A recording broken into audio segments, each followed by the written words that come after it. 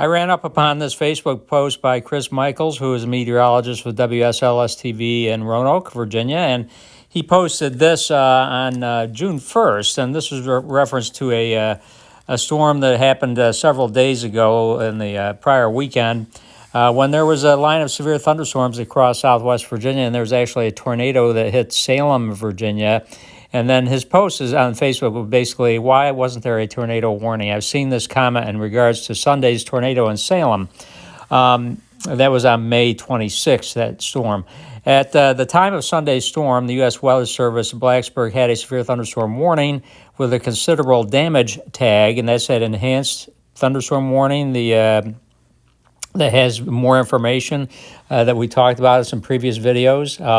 That tag was added to that severe thunderstorm warning, so it was certainly a more dangerous thunderstorm per the Weather Service, and there was more coverage of that storm as it moved through. But the mountains and all kinds of terrain issues and the fact that the storm turned tornadic very rapidly and quickly meant that the National Weather Service actually did not issue a tornado warning for that before the tornado actually happened. And they would go on, the Weather Service goes on to add a quote later on that basically they said this is part of a large squall line that came through, and that nationally about 62%, I believe they said, of tornadoes are issued with a warning beforehand. That means there's a large percentage that don't get a warning, but 62% or that range is still very good to get a warning in advance of a tornado actually hitting the ground or causing impact. So any event, that's what happened out in southwest Virginia in late May, and it was interesting, the Facebook post that Chris Michaels, who was a meteorologist working at that time, posted, talked about the whole situation, that storm that came through. I want to pull up some of the comments here. There was a comment that I thought was interesting. Let's see, it was down toward the bottom of this feed, I think. Most of the comments are how difficult it is to predict the weather out in the mountainous area of southwest Virginia, because all different kind of microcirculations can happen with storm formations like that.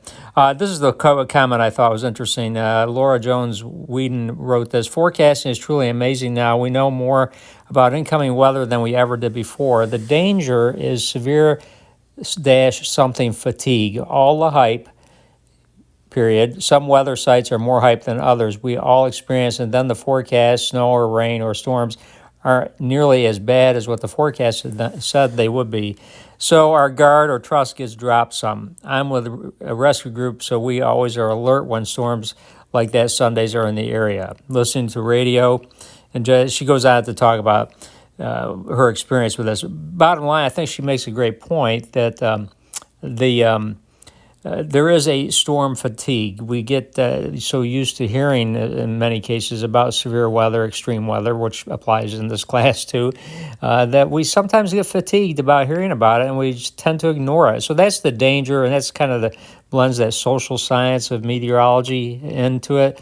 That's the danger of overplaying certain weather events, that people will get kind of numb to it. In any event, I think this was an interesting case study that happened in late May in southwest Virginia, and something we can learn from in terms of communication of weather information too. Is that it's not perfect, but it does really well. And this point made by this viewer, Laura Whedon, was that there's that storm fatigue too, that we get used to the messaging so much at times that we get numb to it and don't react. So wanted to share this on this final week of class as well.